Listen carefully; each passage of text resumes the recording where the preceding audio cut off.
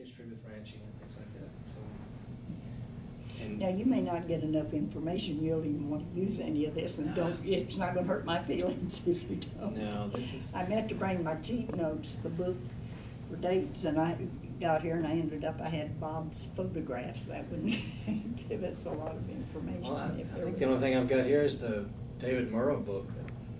Yeah, that's what I meant. Well, I can go get that real quick if you want. Well, it just depends on what you Well, if it'll make you, want to make ask you me. more comfortable. I wanted to find out about, I'll start with you first. Where was your, did you grow up around ranches or on ranches? Did you? No, I grew up in Missouri, and my dad was a small town banker, and he had some cattle and some land, but nothing like a ranch, and nothing that big. Yeah. And his parents were, you know, farmers, I guess, more than, and of course, they all had some cattle, and that was about all the experience I had. Well, when did you come to Texas, or was that when you did you come to Texas for the pitchfork or for? No, well, yeah.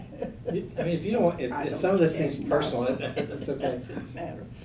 I was a nurse in Kansas City. I mean, I did my nurse's training in Kansas City. When I was a senior student nurse, Jim's dad, see, Jim was raised in Kansas City, but we didn't know each other.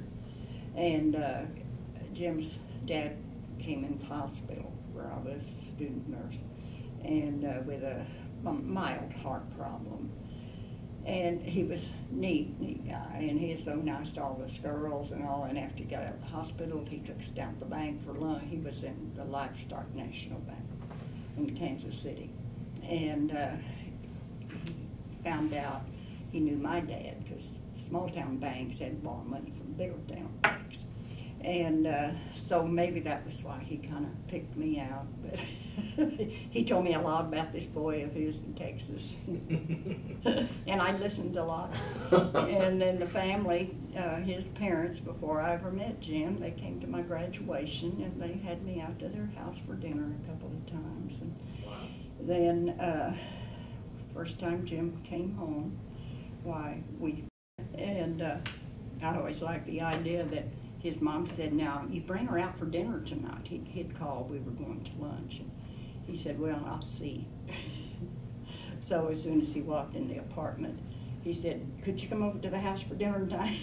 I don't know what he was afraid he might see. But, so that was the beginning, and long to work that out. Well, So I got married, and I got my engagement ring in the Amarillo Airport parking lot. in the Wasn't that parking exciting? I had flown into Amarillo because he had a meeting in Amarillo, and then we went down to the ranch the first time. And one of the first things I noticed about the ranch that I could not believe was how red the dirt was. You know, in Texas, I mean, in Missouri, you've got good old rich black dirt. Yeah. And I can remember yet walking out of there. Of course, we got in there late at night, and the next morning when I came out of the big house, we always called it, you've been to the ranch, and the Berneices, of course, were there then. And when I came out, and I can remember looking down and seeing that red dirt. Never saw anything like that.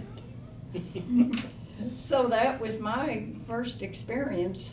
And we got married about 4 months later. no. But Jim was already at the pitchfork? Yes, I'm not sure he was actually made the assistant manager at that time. Mm-hmm. See, he didn't go as an assistant, but hopefully would be an assistant. Oh. You know, I mean, that was their hope too, but they wanted to be sure, you know, they'd never had an assistant manager before. Yeah. And things got bigger, and Mr. Burns just needed more help in the office and more help running the ranch.